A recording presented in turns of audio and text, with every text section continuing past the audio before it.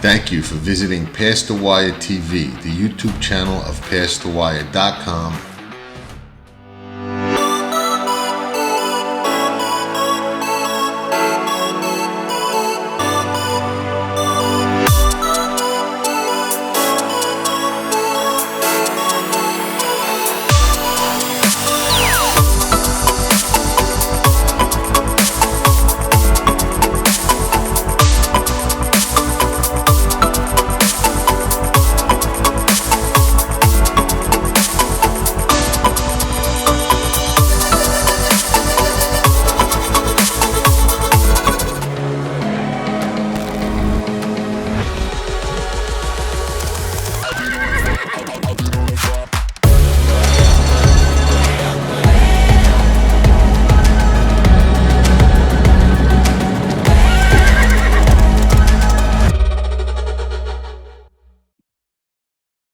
Hello, everybody, and welcome to what I think is an extremely interesting episode of Past the Wire TV. I am here with author, teacher, horse racing fan, student of the game, student of the history of the game, Katherine C. Mooney, the writer of a book on an unbelievable story and personality and contributor to the sport, Issac Murphy. We'll get to him in a minute or a few minutes. Katherine, thank you so much for coming on the show. Truly appreciate it. Thank you. I am so excited to be here, especially so close to Derby. I know y'all are just wall to wall, so this is great. It's a busy time, and I know we tried to get you on over the past, week or two, but when I looked over, and I have not read it cover to cover as of yet, but I did go through portions of your book, as did Blondie, my wife, and we were both fascinated by a lot of things about Issac Murphy. And I was a little bit humbled and embarrassed, I will be honest with you, because I consider myself a student of the game, and I go pretty far back. And I've learned and watched and read about a lot of things that happened before my time. And when I read and learned about some of the contributions and some of the things he had to go through in his career, and as remarkable and phenomenal as it was, and I knew so little about him beyond his name and that he won a couple of Derbies, I was humbled. I was like, wow, this is something I really, as a student of the game, should have known. And I can't wait till after the Derby when I could sit down and read this from cover to cover, which I'll probably do in one night because I'm a fast reader, and when I get into something, I don't want to stop. I'm like a series binge watcher, I like to wait till the whole series is out and then binge watch it. Never mind that week to week stuff. It just doesn't work for me, And I think in today's streaming age, they should let you do that. They should just release it all at once and let you watch it whenever you want. But nobody listens to me. Katherine, you're a teacher, you're an author, you're a fan of horse racing. Let's start with the horse racing. How did you become a fan and interested in the sport of canes? I grew up with American saddle horses. So everybody in my family, was a horse person. And I think like a lot of people who are not into thoroughbreds but have horses, we were kind of halfway into thoroughbreds because that was when horses were on TV. And so I was a casual fan when I was a kid. And as I got older, I got to be a more serious fan, also because I was just a more and more serious sports fan. Right. And racing really became something that I cared about a lot. And then, I was doing a PhD in history, and you get to where people expect you to write a book, and I was thinking about what I was going to write about, and there was some pressure about, you got to find something to write about. And I was in Lexington, and I was actually in Glover's used books in Lexington, and I thought, I'm not going to think about that. I'm on vacation. I'm in Lexington. This is great. I'm going to think about horses, and that's all I'm going to think about. And I went to their thoroughbred history section, which I'm sure a lot of folks listening to this, know that's a great place to hang out. And I found Ed Hotelling's book on the history of black jockeys. And I, speaking of binge watching, I was just like, boom, I went straight through that. And I thought, this is great. There's got to be more to find out. And that was kind of, and then I discovered the Keeneland Library, and that was kind of the birth of my career as a, racing historian.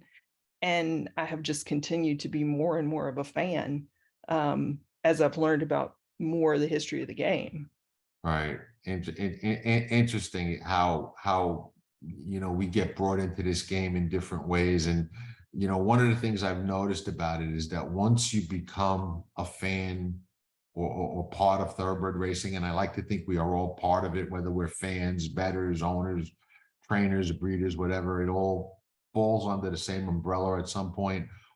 It's kind of like one of the unique things. Once we're in it, we kind of never get out of it. I don't know many people or any people that were really heavily involved in racing and then are out of it completely. You always kind of have a foot in it or an interest in it. And I think, that's an important part of our sport. Issac Murphy, the more I learn about him, the more fascinated I am by him. So I don't have to ask why you would pick him to write about once you started learning about him. But what a remarkable, I mean, before we get into some of his story, what a remarkable career, just resume wise alone. I mean, 3 Kentucky Derbies, the only rider ever to win the Oaks, the Clark and the Derby the same year. Amazing, win the Alabama, the Brooklyn Derby. I mean, the Jerome Handicap, just unbelievable resume.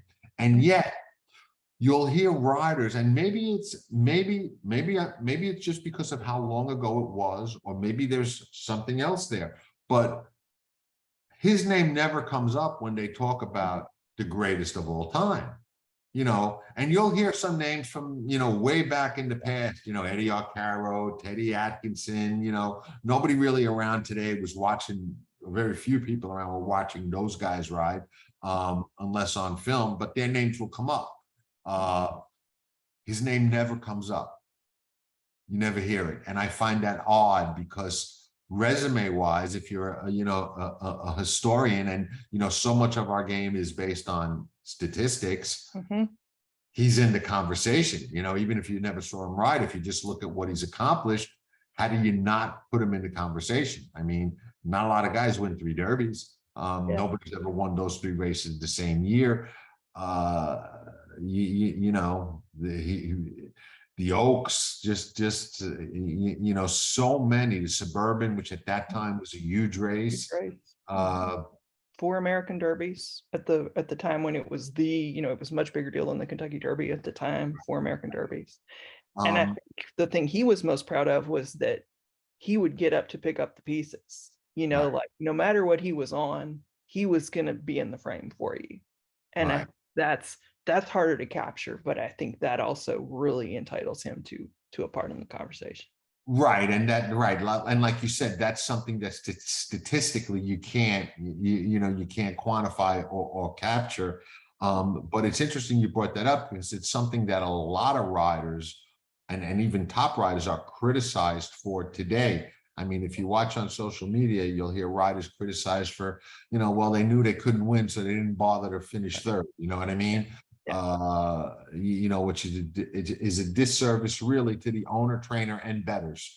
And you see that all the time. So the riders that do try, that stuff gets noticed by bettors, because they're the ones paying attention. The ones that do and are, quote, lack of a better term, all in on everything they ride, get noticed today, but 20, 30, 40, 50 years from now, they won't, because there's no way to quantify that. It's not in the graph. Yep. Why do you think, okay, and wait, before I get to that question, Issac Murphy, correct me if I'm wrong, was born a slave. This was back in the time when slavery was still a part of America, correct? Yes. He is born a slave in Clark County, Kentucky. Okay. So correct me if I'm wrong. And again, I apologize. I'm not scholastically educated at all. Okay, so you know, I stopped going to school after the 8th grade. There's a lot of things probably I should know that I don't. So if I ask any questions that are you know, Yeah, yeah, yeah. Don't ignorant, worry. I apologize. You know what I mean? I don't. Yeah, It's not that I'm being rude. I just don't know. that's fine. Okay, so he's born a slave, Hmm. um, and when he rode, was he still a slave, or did he get his freedom before that? Was that a time in history where slaves actually rode in races? How did all that work? What was going on in our country in relative to slavery and racing at that time? Okay, so he's like right at the tail end. So it's kind of two separate things where he himself, by the time he is 4 years old, slavery has ended in Kentucky. Okay. Because even though Kentucky's not covered by the Emancipation Proclamation, which comes out in 1863, it is covered by the 13th Amendment when they put it in the Constitution and they say, slavery's no longer to be had in the United States. And so he's free when he's a small kid. Okay. But part of the reason that he ends up at the track is because his mother, and we can talk about her in a minute because I think she must have been an extraordinary person, was kind of looking for a place for him to have, a good job and a future. And she had gotten friendly with some of the people who worked at the Lexington track. And she was really impressed by the fact that there were these Black men who, during slavery, had been very prominent at the track, both as trainers and as jockeys. And she basically apprentices him to one of them who's a friend of hers. So he himself is never enslaved when he's a prominent jockey, but like when he was coming up, he would certainly have heard of people who were, right? Okay. I mean, 2, 3, 4 generations before him, some of the most famous riders in America are slaves. So Really? that's Wow. part of his Okay. legacy. Yeah, yeah. Okay, see, I never knew that as well. So we actually ran races with riders that were slaves at one point in American history and Oh yeah, history of the sure. sport. Really, Yeah. I never And they were never celebrities. knew that. Yeah, Really? and that, I mean, it's really, I mean, that's, they were enslaved, but they were also like some of the most famous people in America. They were the sports stars of the day. Yeah. Right. Racing at that time was an extremely popular spectator sport, and the stars in it were national stars. Yeah. So the question I was going to ask is, why do you think, okay, Isaac Murphy's name doesn't come up? And maybe it will now that you wrote this book. But why do you think up until up until now his name doesn't come up when people talk about some of the best, riding careers in the history of the sport? I really think it might be exactly what you were saying, which is it's just a little too long ago. Okay. Because I mean, for instance, you don't see people talking about some of the guys who were his contemporaries, who, I think have good claims, and they don't come up. I also wonder if it has to do with a couple of different things. And one is, of course, that he died very, very young. So the people who knew him personally and had seen him ride are not around for as long as, people who would have been friends with him if he had lived to be an old man. And the other thing is, and I don't know how relevant this is, but he predates the modern jockey seat. So I Right. wonder if, people looked at that and they thought, well, that was really good, but that's not how anybody now rides. And so they couldn't quite, get their head around it. And it's just not, he seems like, way far back in the past just because physically he looks different on a horse. Right. Right. But that was the style back then. If you look at, and I've got some old pictures, I think I may even have some on the wall, you can't see, of riders where they had that different seat, almost a European looking seat. Yeah. Yeah. And they just looked different and not as sleek on a racehorse. as the modern day or the modern era writers do. And that was honestly, and this is where my student and game history knowledge does come in a little bit. If you go back to the European writers 20-25 years ago, they looked at that way too. They've kind of adapted and evolved to looking more American and more, level and sleek with a horse. But I remember, in the early Breeders' Cups and in the 70s and 80s, when the European riders would come in and ride a big horse here, they looked like they were flapping all over the place and their stirrups were too low, and they just had a horrible. They'd get up and win some, but they just had a horrible looking seat on a horse, and they'd be like, "How do these guys ride?" So that. I guess we evolved here into the modern style a little faster than they did in Europe. How did you first learn about Issac? And tell us a little bit about, his life, his career, what you learned, some of the things that really struck you as being noteworthy about him, because I could write a laundry list about it. The guy was amazing. But what really captured you and made you want to write about this individual? Well, it's kind of like what you were just saying, which is if you're a fan and especially if you're into the history of the game, he's a name and you know the accomplishments. And I think I got interested in that, and I got interested in, well, here's this man who, after the Civil War, is kind of like, I think really does have a strong claim to be the first like Black athletic superstar in American history. And as somebody who's like a general sports fan, that's an interesting thing, even, over and above the fact that I'm really interested in him because I'm a racing fan. But the longer I looked, the more interested I got, because I feel like once you get beyond that list, it got really hard to find out stuff about him. And I thought, well, it's sort of like people have said, well, we know all this stuff about him and he is extraordinary. And so we kind of don't have to know anymore. Like we're done. We know what we need to know. And I thought, well, clearly the guy has this extraordinary life. And it's also a tragic life. I mean, he destroys his body. I mean, basically, to be as good as he was killed him.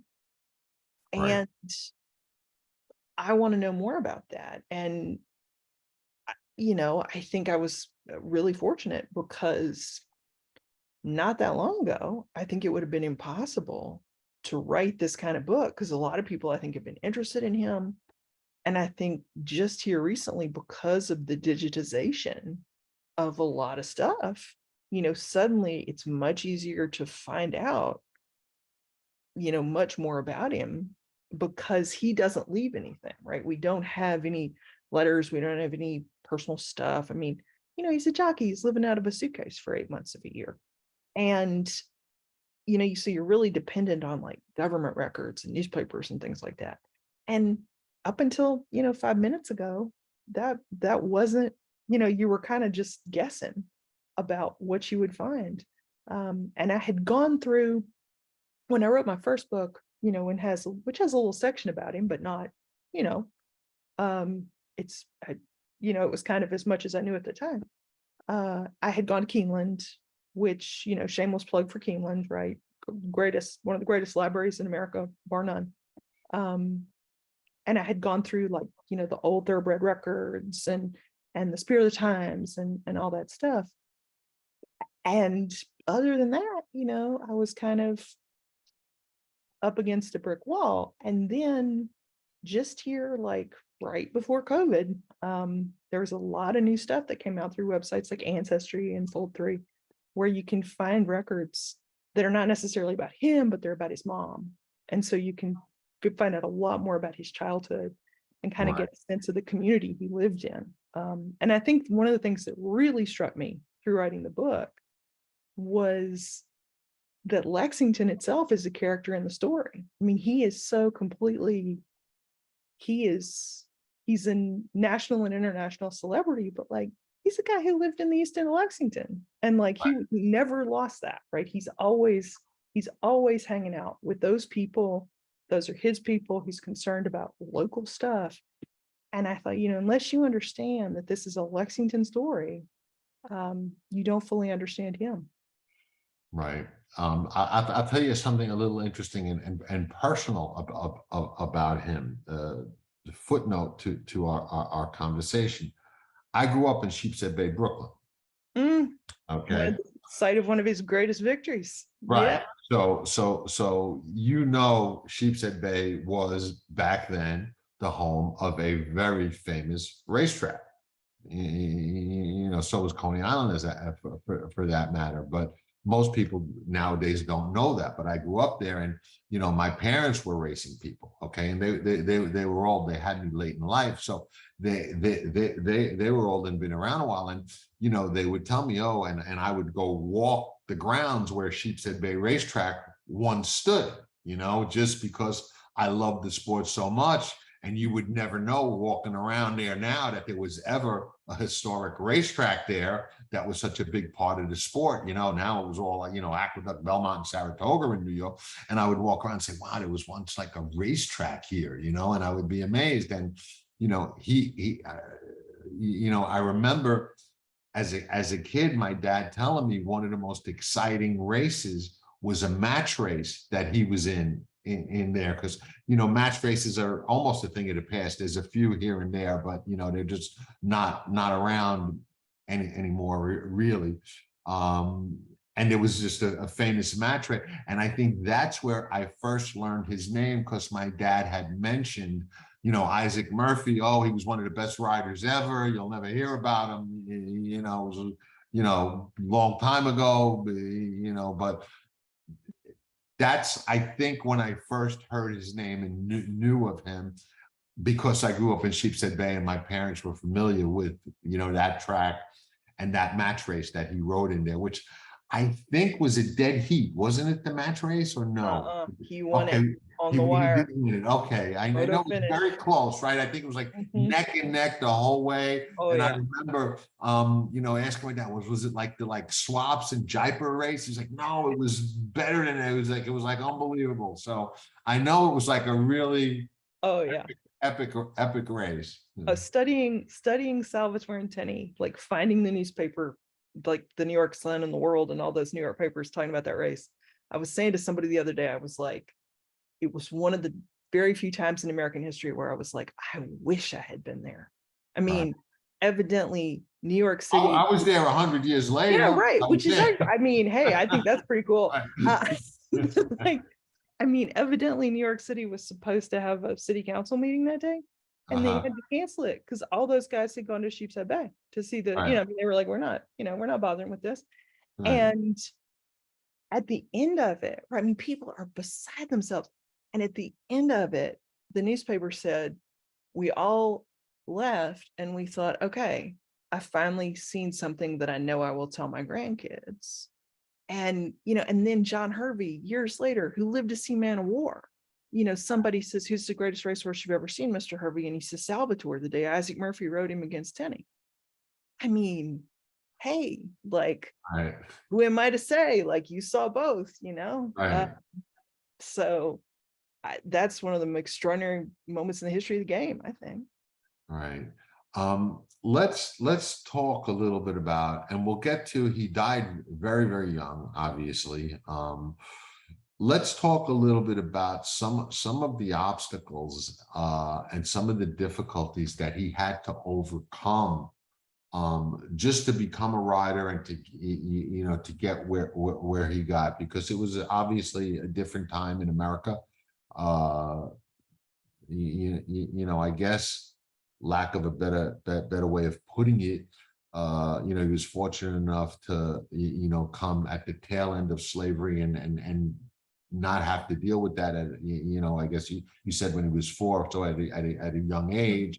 But it was still a difficult time, I would imagine, in this country for somebody in his position. So what were some of the things he had to overcome? What were some of the obstacles? What were some of the hardships in his life that he had to, get past in order to, accomplish what he did? Well, I think there's sort of two sets, and one of them is about race, to your point.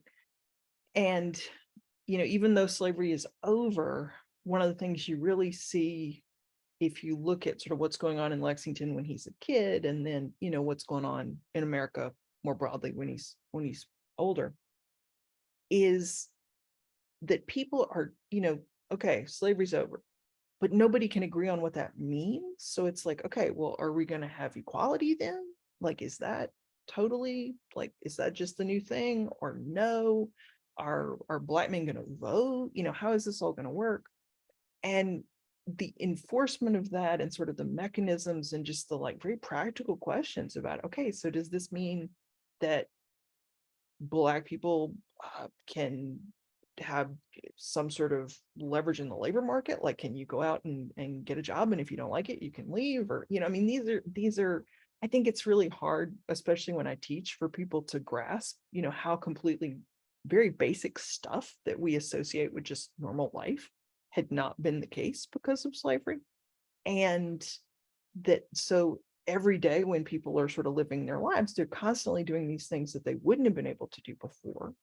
And it's a big deal that they're doing them, right? And so I think his mother, in a lot of ways, sets him up to get over those obstacles, because she is so determined to get over them.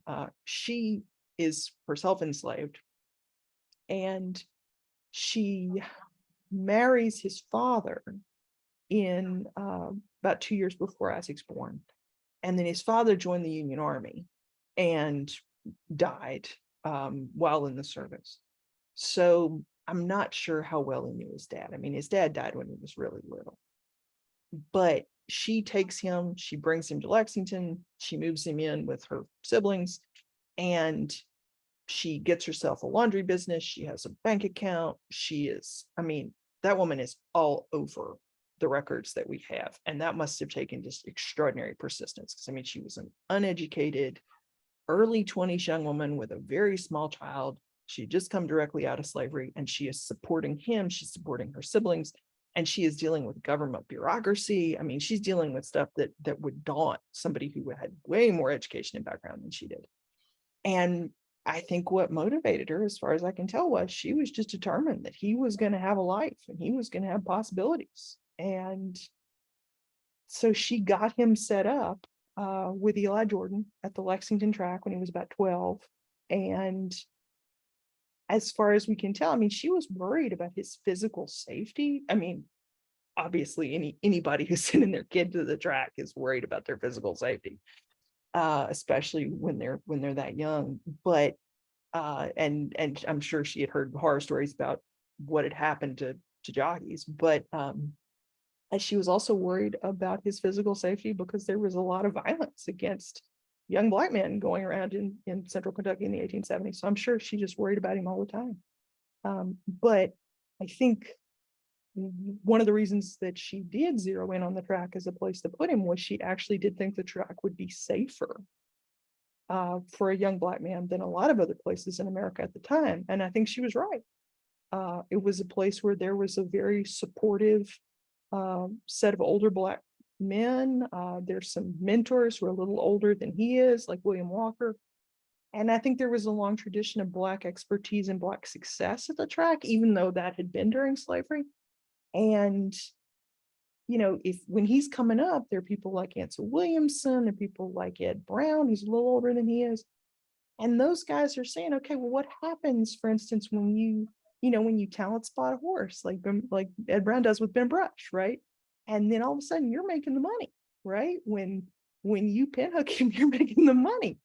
And they're figuring out, like, this is what freedom looks like. We're going to be famous, and we're going to have the capacity to help our community. And I think she maybe saw that in the track. I don't think she necessarily was a racetrack person, though she did laundry for she did laundry, I think, for Richard Owings, who's had some horses at the Lexington track. So I guess she had kind of like a peripheral, she'd seen enough of it to think that the track was a pretty special place to put her kid. Right. And I think that they as a family decided that, the world was a dangerous place at that point for people in their position, but that the track was actually, comparatively speaking, the best place for him. And I think, beyond that, the struggle, he never talks about that. He never, well, right at the end of his life, he talks about racism, but he really doesn't talk about it before that. I'm sure he experienced it, but he doesn't talk about it. But he does talk all the time about weight. And that is the ongoing health crisis for his whole life. And I think by the time he's 18, his body is basically like settled in at wanting to weigh about 140 pounds. Right. And he's, one of the things about the older, history of the game is, right, we talk about the difficulties in making weight now, but then, because they're doing, especially competition, between horses of different ages, and the weight allowances for that are just insane, right? So you got horses that are carrying 75, 85 pounds, and he never could do those weights, but Right. ideally he would have weighed 105, and this is a man who has great difficulty weighing anything lower than 140. Wow. And obviously no modern sort of, hey, here's how you do this in a healthy way, here's how you maintain your weight. Right. And so all he ever does is yo-yo. He Right. in the off season, he's 140, 150. And then, a few weeks beforehand, Right. and he actually makes the papers when he loses, I think it was 12 pounds in 36 hours.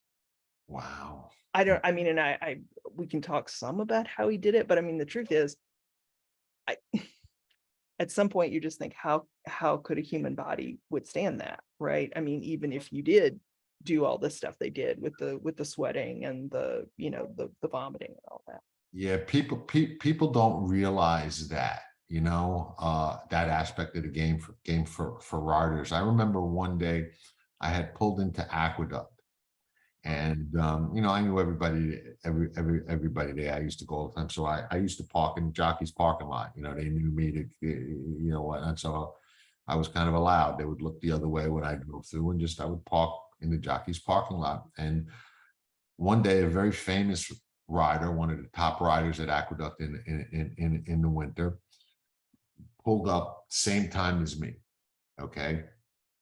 And we got out of the car together, and I knew him to say hello to and talk to a little bit. And I was amazed when he got out of the car.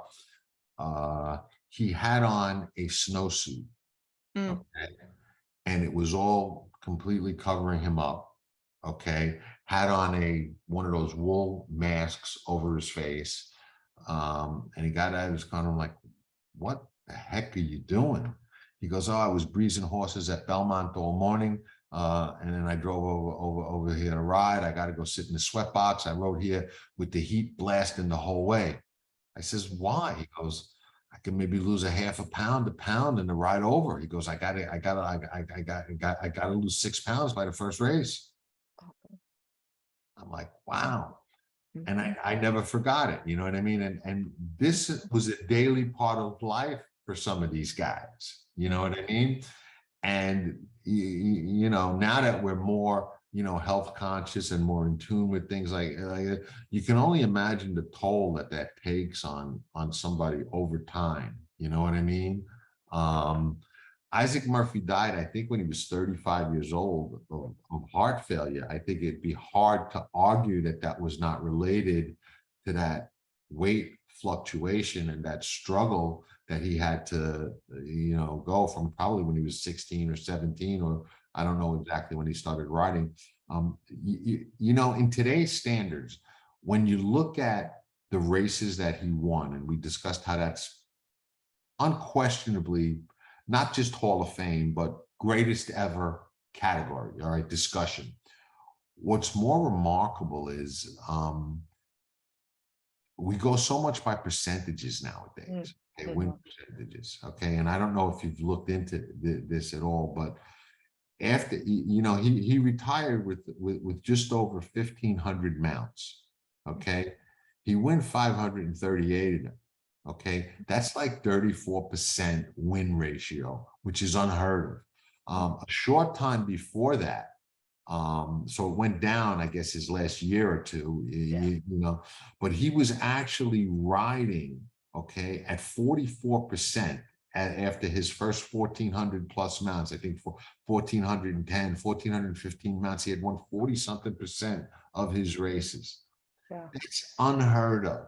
Yeah. That will never, ever be repeated by somebody who rides that number of races. Now you got guys that ride a lot more, you know, 20%, 18%, 22% is considered phenomenal. Right. Yeah.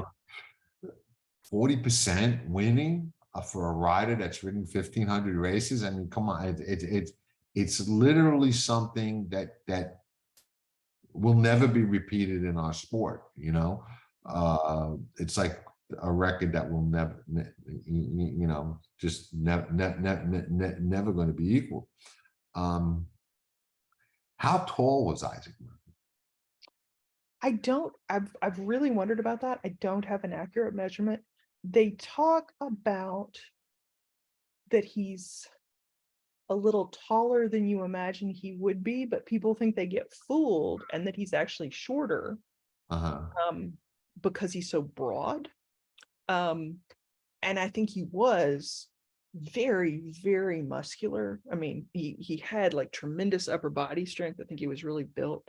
And I was reminded actually of just somebody who made some casual observation on social media about walking behind Ryan Moore and thinking Ryan Moore is like this rather slight person, but like you think he's kind of like a linebacker at the top. And I thought it must have been sort of like that, you know, because he's so bulked up to ride, and that he's just physically this very imposing person. I don't think he was a very tall man. His father was 5'6". We know that because it's on his enlistment card. Okay. So I would imagine he's probably around that height. So tall for a jockey, but not, you know, not extraordinary. But I think that probably was one of the reasons that it was difficult for him to make weight. He was a little too tall. And also, I'm sure we know nobody knew anything about, you know, how much does muscle weigh? And, you know, are you thinking about what you're putting in your body? And we know he wasn't thinking about Did we even know about like proper diet and healthy eating back then? Probably not, right? Yeah. Well, I mean, that's part of his problem, right? Is that toward the end of his career, you know, there's the famous, so he has this incredible summer in 1890, rides Salvatore, it's great. And then only a couple weeks later, he has this very famous disaster where he's like clearly not well, and goes out in the Monmouth Handicap and on a heavy betting favorite. Is that the race they accused, or there were allegations that maybe he threw the race, or maybe he was drugged? Tell that story, please, if you would. Fascinating. Yeah, and I mean, and again, like this was a huge thing at the time. Like that was the thing that, you know, looking at the internet helps you see, is like all the newspapers all over America are talking about this. And even now, I mean, people still argue about this now, like what happened. And the eyewitnesses say, you know, he was not in control of the horse. He fell off the horse. The assistant starter got him back on. I mean, evidently the crowd was really terrified that he was going to hurt himself or somebody else, or, you know, something bad was going to happen. The horse, thank God, was evidently just like, this is weird, I'm stopping, you know, and didn't bolt or anything. But then when they got him back to the jocks room, he was not, you know, like he wasn't coherent. And they, you know, and they say, well, look, we kind of don't know what's going on. And so he goes up for a disciplinary hearing, basically because, you know, they're like, look, man, like this was way too public. We got to know. And he testifies, and he explains that what happened was that he's trying to make weight for another horse. This is, again, late in his career. He'd actually had a hard time, I think, renewing. Actually, he had a new contract that year, and he had like a very specialized contract with JB Hagan, where basically it was like he was going to ride like two horses. You know, he was going to ride the stable superstars who were coming in at heavyweights, and it was a very sort of like, it has that feeling of like an older professional athlete being like, all right, 2 years, X number of $1 million going out on a high, kind of thing. Right. But, he said, look, I'm trying to make weight for another mount. Hadn't eaten anything in about 48 hours because that was what he did. He just didn't eat anything. And then evidently what they thought, and I looked this up, this was a thing. I don't know how popular it was, but it was a thing. People thought that the combination of dairy and alcohol was a stimulant. So I don't know why anyway, I've never had that experience, but so he got up the morning before he had to ride, and he had 2 milk punches in his house. And he went to the track, and then he drank like a little bit of bottled water and, sweated a little bit and got on the horse. And, basically, right? I mean, I think you're seeing somebody who's like physically destroyed. And so it's really probably just physically unable, had no business to be in his saddle. But also, I mean, if he is drunk, it's because he's got alcohol in his stomach and he hadn't eaten anything. There's no way, it's not messing him up. And the debate afterward is sort of like, okay, is this a product of this sort of ongoing health crisis that we all know jockeys in 1890 are having, and people are very sympathetic about it? And we all know jockeys drink as a stimulant, but we also kind of know that's like a job related thing, and it doesn't mean anything. It's sort of like the kind of performance enhancer that people nudge, wink, wink at. Or are we going to say, no, this man is a drunk and he should not, be in a responsible position, or, have sort of a platform? And I would say, it had happened before. Like people were like, oh, this is a man who's like very quiet and introverted, and suddenly he's kind of loud. And they were like, oh, well, we know what's going on, right? He's having a little bit to drink, but that's job related. That's no big deal. And what happens in 1890 is that suddenly that rhetoric completely changes. And they're like, no, he's a bad person. He's an alcoholic. He should never have this kind of responsibility again. He's let down the industry. And they sit him down for a couple of meetings. And I think that was emotionally devastating for him, because it was so important to him that he be perceived as someone who had integrity, because he thought jockeys in general were treated like they didn't, and that he was not that guy. And I think the combination of that and the physical repercussions of that whole episode are kind of Now, I had read, after I started looking into him, when I kind of went through your book and learned a little bit about him, that there were allegations of scandal involving that race as well. There was large bets made on another horse in the race. There were allegations that he may have been poisoned, and things like that. He thought that was a possibility. I had read that anyway. Yeah. I don't know if that was public. And then there were people that just kind of dismissed it as, oh, he got drunk and that was it. And I guess that's a mystery that we'll probably never know. Yeah, I mean, I sort of read the poisoning thing as like, hey, that could have happened, right? I mean, like, people do crazy things when big bets are on the line. But to me, it also sort of read like a guy who was like, look, I destroy my body all the time. It's never done that before, and it's like, no, man, I probably hadn't, but you can't do that indefinitely. And they never did find any way that he could have, like, he hadn't eaten anything. Like, they couldn't find anything where they were like, where would it have come from? And so it was actually really, they were like, okay, what did you eat when you got to the track? And what did you drink? And the whole point was, right, he had only ingested stuff that had come out of, bottles that had been, prepackaged in a factory elsewhere. So the speculation was that, that could have happened, but it seemed more likely that it was just like a terrible thing happening at exactly the wrong time. I know they kind of, they looked into it. I don't think they ever found any particular evidence that it happened. On the other hand, I'm not sure how much they looked into it, because they were just sort of like, well, we have a logical explanation right here. Let's not rock the boat. Gotcha. Now, correct me if I'm wrong. When he passed away at 35, he was buried in a cemetery with no markings, where they just put Black people that passed away. But ultimately, and again, correct me if I'm wrong, his remains were found, located, and he now is his remains are next to Man of War. Is that Right. correct?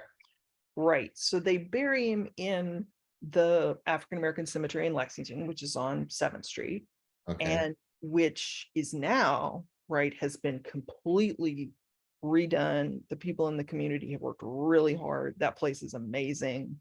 And anybody who loves the history of the game should go, because there are literally hundreds of horsemen buried in that cemetery who are now memorialized. And it's really just a great thing to see. But at the time, they put up wooden burial markers. And so, he has, I think, a very fancy funeral. People were very, wanted to honor him. And in fact, the rumor was that the casket was a copy of Ulysses S. Grant. So I'm sure it was very, it's really, really plush. But fairly quickly, right? Wooden grave markers rot. So by the 20s, there's this sort of parallel thing where a lot of people have forgotten, particularly white people at the track and people outside Lexington. But there is this very, like firm local community that passes the hat on the backstretch in the 20s, and they say, okay, the marker's rotted. We want to put up a new marker, because this is not a man whose gravesite should be forgotten. And they put up a concrete marker. And there's a really moving interview with a guy who was a kid when it happened, and his father participated in it. And he said, nobody knew how to mark concrete. That was a trade none of us had, but we wanted to pour it because we wanted to do something for him. And it's in the 50s that people suddenly start saying, well, wait a minute, now where was that? Let's find that. Let's do something about that. And then it's in the 60s when Kentucky Club Tobacco says, hey, well, we'll sponsor a reburial. And at that time, Man of War's not at the horse park yet, because the horse park doesn't exist, but he's in a park in Lexington. And so they said, well, we'll dig him up, and they had difficulty because they actually could not find all of his remains. And there was some, where exactly was this? And we think this is the marker, but there were some other similar markers, and they Well, they found should have been able to find that nice coffin. Right. Okay. So there was a rumor, evidently, locally, that fairly soon after he had been buried, that people had actually stolen the casket because it was so fancy. Now, who knows if that's true? It was an urban legend evidently in Lexington. Okay. And that was one of the reasons that it was hard to find, because there was no longer a casket. Yeah. But what they did find in the end was, they think they found part of the casket. They think they found, some of the remains. So it's more like, I think, a memorial gesture. But they, though, if you want to go to the cemetery now, there's certainly his family plot is there, his wife is there, his mother is there.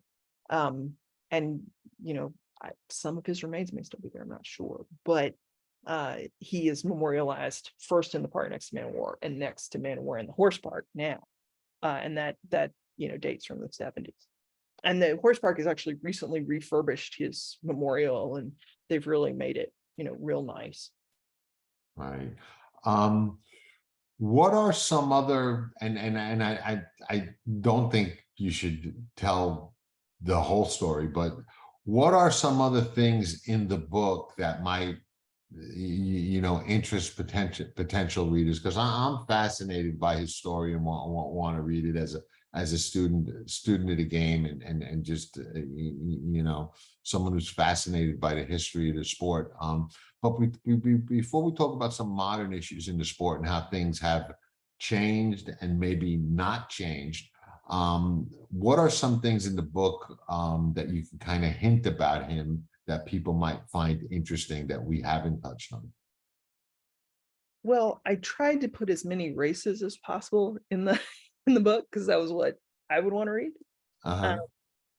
and so I think the accounts of some of his major victories, the 1879 Travers, the series of match races between Freeland and Miss Woodford. I mean, he's participating in some of the major events in the history of the sport, and we actually have these really just thrilling accounts of those. I mean, Of that's his in of there, his that's accounts, fun. his describing the races. Yeah, I mean, he's Right. talking there to the he's talking reporters through, this is exactly what I did, and I let, yeah, I mean, and actually when he won the 1879 Travers, he was 18 years old, and the reporters were just like, wait a minute, who gave you the strategy, kid? And Uh-huh. Eli Jordan, who was the trainer, was like, I didn't give him a strategy. The kid knows what to do. He went out and did it. Right. Right. And I mean, and he See, is, that's great stuff. I want to read that, and I want to see how it compares to, interviews we see today where riders talk about, different strategies, during races. That's fascinating for oh anybody. yeah, I love that stuff. And I think Yeah. one of the really interesting things about him that made people crazy at the time, and I was thinking there's a jockey in every generation, right? Who's this guy? Right. Where people say he doesn't hustle the horse, he just lets the horse kind of like get loose, he bottles him up, and he never wins by a lot. And there was just this, I mean, there were people who were just like, my God, how am I supposed, he's going to give me a heart attack, this is terrible. And one of the things I wondered about was if some of the stuff he did as an older jockey was stuff he had learned as a kid when he was picking up rides, before he had like a real, because he goes through periods where the places he's like the barns he's riding for aren't, major. And so he's kind of picking up what he can where he can. And I wondered, this is a kid who's run, he's when he's in his early 20s, he's riding a lot of mediocre handicappers. And I thought, you probably learned a lot riding those horses, And what he learned was if you win by a lot, nobody's real happy with you because they're like, gee, thanks. Now, everybody's bet screwed up, for next time. Um, Right. And and yeah, correct me if I'm wrong, but back then they had a lot of handicap races, and if you oh won, yeah, they would that's put more mostly what he's riding in. weight on the Yeah, horse. Yeah, right. yeah. But Interesting. he's always thinking about that, I think. And Right. so I mean, I think if you really like the sport, there's just a lot of great history of the sport in it. And the other thing that is a student of the game and a historian of the game, I thought was really interesting was he was friendly with this guy named Peter Jackson, who was a black heavyweight boxer. He'd come from Australia because he wanted to be he wanted to win the heavyweight title. And so he's looking for fights, right? And his problem was that none of the major white heavyweight boxers of the time would fight him, so he couldn't get a title fight. He fought Jim Corbett to a tie after 61 rounds. And after that, everyone was like, no, thank you. I will just not fight you. And he complained about this. 61 round. 61 rounds. Yeah. I mean, Things boxing in those change. days Wow. Yeah. it was a lot. But Jackson is talking to newspapers and he's like, look, I can't get a title fight because they say, look, you might be very good. We don't care. You're black. We're not going to fight you. And he says, well, okay, why don't Jimmy McLaughlin and Snapper Garrison say, well, they won't ride against Murphy? And his point was, that's never going to happen because that's not what happens in racing.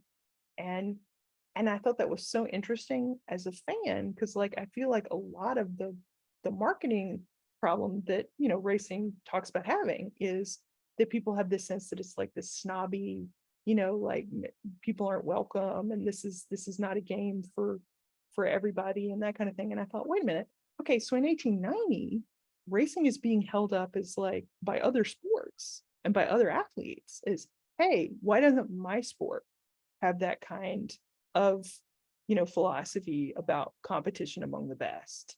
And, we can learn from racing. And I thought, racing may not have always, been able to live up to that. But I mean, I think it's really important that at a very early time in its history in this country, that was what racing was about. And that was how people perceived it. And That's I think that's great. phenomenal information. Now, let me ask you this, and maybe I shouldn't. Maybe we should just keep it on a positive. But I'm going to ask you anyway. Do you think racing is still like that, or do you think there is a disadvantage for Black participants in racing today? It's obviously an opinion question. Yeah, I mean, when I get asked questions like this, I'm always sort of hesitant because I'm like, look, it doesn't happen to me. So like, You don't have no way of really knowing, right? yeah, I mean, I tend to, like if I'm with somebody, who's got more experience with it than me, I always say, well, I'll defer to you. Like Right. you've lived it and I haven't. But I will say that I think I'll say a couple things that I actually, I think I'm better qualified to talk about, which are that the thing that studying Isaac Murphy always makes me worry about is that I think one of the things that talking about him does or can do and did do for a long time was that we were sort of like, hey, Isaac Murphy, cool. And nobody talked about the other folks, right? And it's like, well, after 1896, Isaac Murphy's dead, like it's over, there are no more Black people in the sport. And that's crazy, that's just not true.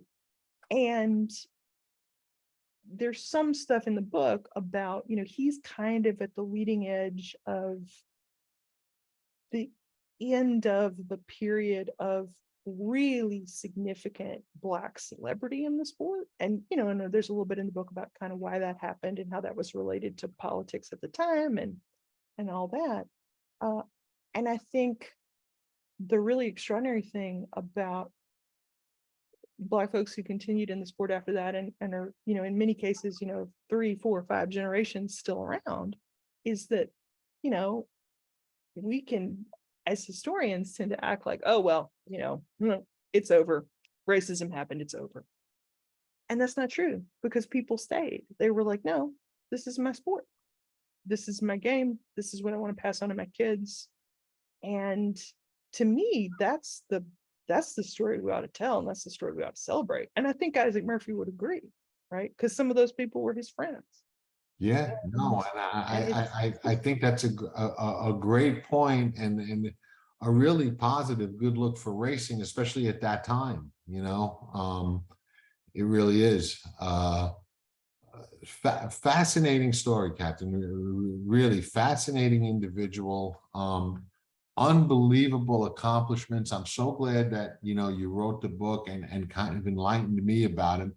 I can't wait to really study him and learn more about him. I'm already in awe of his career and his accomplishments in the saddle, and definitely want to explore more about that. Just unbelievable career that really belongs up there in the conversations of the best era ever. And I have those conversations all the time with people and those debates. So I'll be interjecting his name, Yes. and I'm sure there'll be people that are like, he did what in the same year? He won how many derbies? He did, I'm like, so that's, really good. So thank you for that and for sharing it. Where do people get the book if they want it? You can get it at Amazon. You can get it at Bookshop. You should be able to get it at your local bookseller. I certainly. So I'll find an Amazon link to it and put it in the video section so people can order it right from here. If they are so inclined. I believe there will also be an audiobook, though it's not out yet. So okay. that's your jam. That's cool too. do you do the voice on that or somebody else? They hire people to No, do I the think voice. they're gonna hire somebody to do it. Yeah, Yeah, yeah, but it's interesting. Yeah, I had on someone else, uh Fred Craig, who wrote the book about yeah, Alidar. yeah, yeah, yeah. And they're doing an audio book on him, and he's not the voice on his either. So It's some um professional. yeah. Somebody who, yeah, somebody who sounds cooler than me. That's I all. guess that's a career, like people that do, like, what do you do? I do audio books for people. I guess if you have a good voice, that's Hey, obviously obviously I'm out. So well, I talk to people too much anyway, so um, but that's great, that you did this, and I'm so happy that you agreed to come on, because I think it's great. I just think he's a phenomenal story, and hopefully we can get more people familiar with Isaac Murphy. Born a slave, makes it to the top levels of the game. Even though he came out of slavery very young, that had to be a very, very tough time, you know, yeah. uh, for anybody in his position. And Um, I think had a, in general had a tragic life. I mean, the struggles with weight, he and his wife were never able to have kids. Um, in fact, this summer he wins the Travers when he's 18.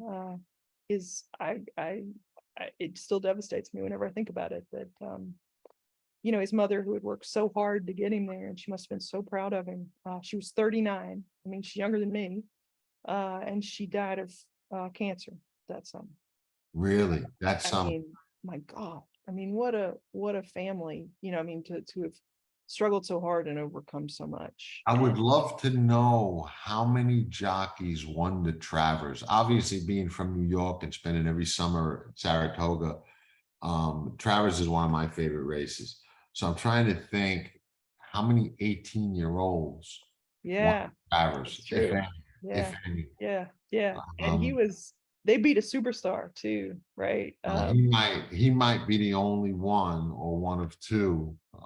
Yeah, No, nobody's coming to mind off the top of my head. did Coffin win the Travers this summer? He Yeah, no, he did no, he not. didn't. He Uh-uh. Remember affirmed won the race, but Cawthon maybe didn't ride him. But not right. Alidar was put up. Affirmed was disqualified. That's right. That's Cawthon right. got hurt, and Kincaid rode affirmed and was disqualified. Tragic. So Tragic. no, he did not win the That was Travers. not it. Mm-hmm.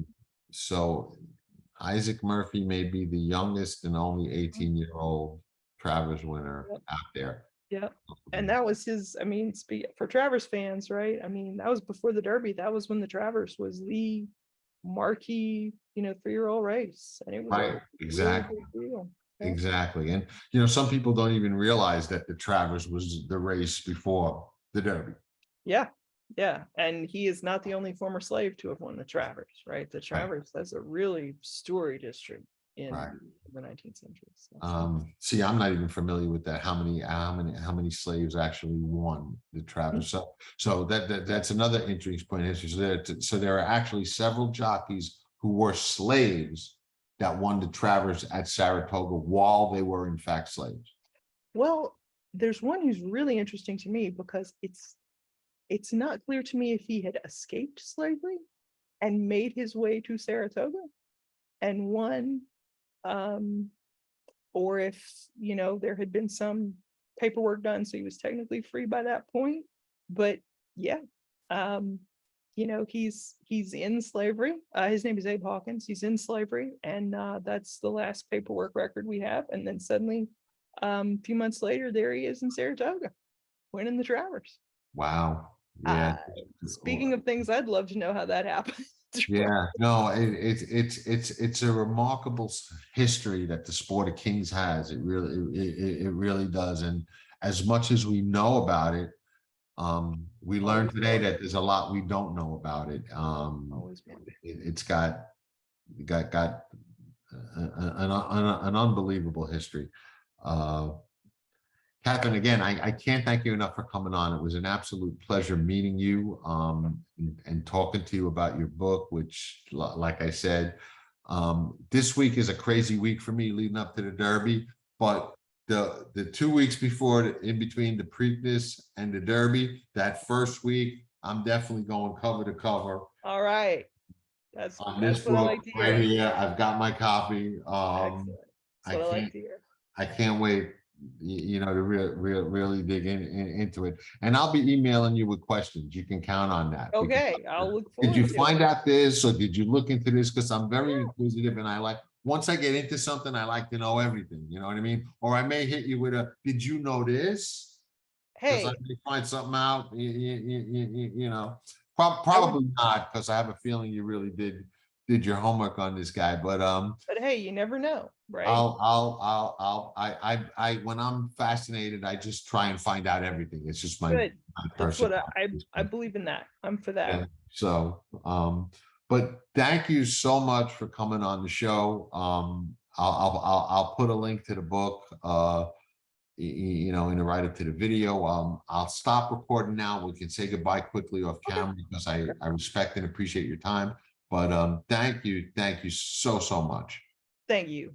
Tracking trips with Pick Six King John Stetton. It's one of the best tools in horse racing for any level of player. It's your second set of eyes, spotting troubled trips, betting angles, track trends, horses to watch and favorites to fade, 10 figs, ticket structure, and more. At Tracking Trips, you're a friend with benefits. Not a member? You must hate winning money. Join Tracking Trips now. Visit pastthewire.com and we'll see you in the winner's circle. Remember, nobody does it better. By Uncle Mo.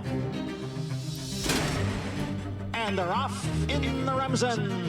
As they come on for the finish, and it's going to be tight here in the Remsen. Mo Donegal bearing down on the outside. It's Mo Donegal and early voting, and it is Mo Donegal to win the Wood Memorial. And it will be Mo Donegal to win the Test of the Champion, the Belmont Stakes.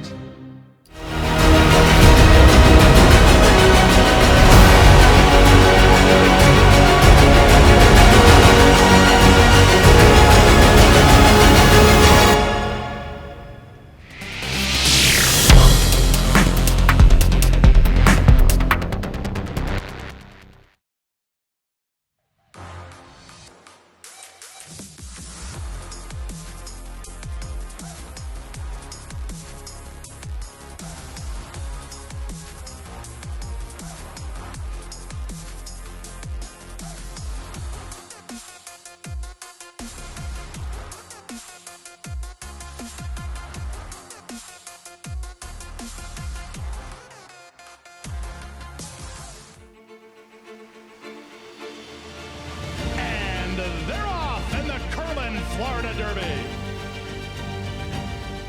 After 3 quarters in 112-1, Known Agenda is now on to take over the lead.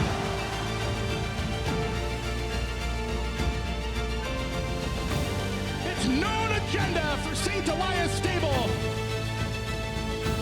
Florida Derby winner, Known Agenda. Dan Oman here with some exciting news. DRF Formulator, the gold standard in past performance information, is now free, exclusively on DRF Bets. Join DRF Bets with the promo code WINNING. Get a $250 first deposit match bonus, a $10 free bet, and free Formulator already uploaded to your account. Access Formulator's premium features, including sortable trainer stats, race replays, personalized trip notes, and lots more. Free Formulator, exclusively on DRF Bets.